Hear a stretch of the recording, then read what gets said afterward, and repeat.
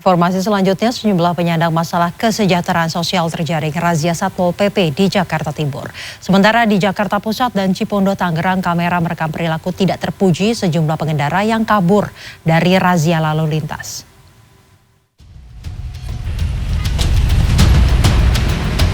Pengemudi bajai ini panik saat dadang polisi yang menggelar razia sterilisasi jalur bus Transjakarta di kawasan Keramat Raya, Senen, Jakarta Pusat, Selasa petang. Tanpa memikirkan keselamatan dirinya maupun pengendara lain, pengemudi bajai itu langsung menarik gigi mundur agar terhindar dari sanksi tilang. Tak hanya pengemudi bajai, aksi nekat lainnya dilakukan oleh sejumlah pengendara roda 2 yang memilih putar arah di jalur bus Transjakarta. Meski sejumlah pengendara berhasil lolos, pengendara lainnya hanya bisa pasrah saat terjaring razia.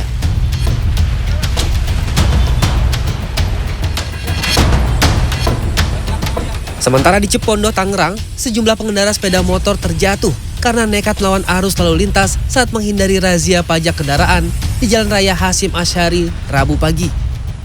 Karena berputar mendadak, sejumlah pemotor terjatuh usai bertubrukan dengan pemotor lainnya yang datang dari arah belakang. Sejumlah pengendara motor yang terjaring razia Samsat Ciledug ini langsung diganjar membayar pajak kendaraan di lokasi. Tidak hanya roda 2, kendaraan roda 4 juga tidak luput dari razia.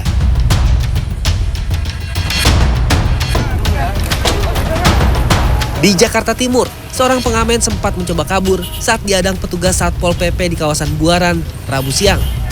Saat digiring ke mobil dinas sosial, pemulung ini pun sempat berontak dan melawan petugas. Sementara di kawasan Duren Sawit, seorang pengamen berpakaian badut juga sempat lari dari kejaran petugas. Dalam razia kali ini, petugas menjaring 9 orang. Salah satu diantaranya membawa anak balita.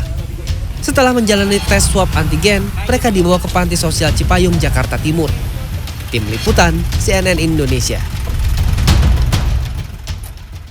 Semburan uap gas terekam kamera membumbung tinggi di Jalan MT Haryono, Tebet, Jakarta Selatan pada Rabu siang. Saluran gas bocor diduga terkena proyek pembangunan. Sebelumnya pada Selasa malam, Satpol PP membubarkan peragam busana jalanan di kawasan Terowongan Kendal, Jakarta Pusat. Simak informasinya dalam Kilas Metropolitan. Petugas Satpol PP menertibkan peragaan busana jalanan yang digelar sejumlah remaja di Zebra Cross Jalan Tanjung Karang, Kelurahan Kebon Melati, Kecamatan Tanah Abang, Jakarta Pusat pada Selasa malam. Kegiatan ini ditertibkan karena memicu kerumunan warga yang meluber hingga ke area jalan. Akibat kerumunan ini, lalu lintas di sekitar lokasi terganggu. Mereka kemudian diminta petugas bergeser ke trotoar. Selain itu, petugas meminta warga untuk memakai masker dan menjaga kebersihan. Salah satu remaja yang diminta petugas Satpol PP mematuhi protokol kesehatan adalah Eka Saputra atau yang akrab disapa Bunge. Remaja asal Bojonggede, Jawa Barat yang kesehariannya nongkrong di daerah Sudirman ini lantas diberi masker oleh petugas.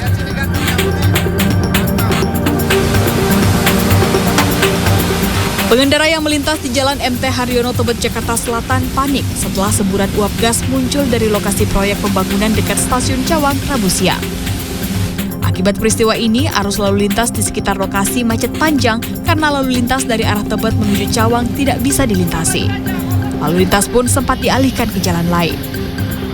Dikutip dari cnnindonesia.com, Rabu sore, Kanit Lantas Polsek Tebet, AKP Estu menyebut, semburan gas cukup kuat dan menimbulkan suara keras.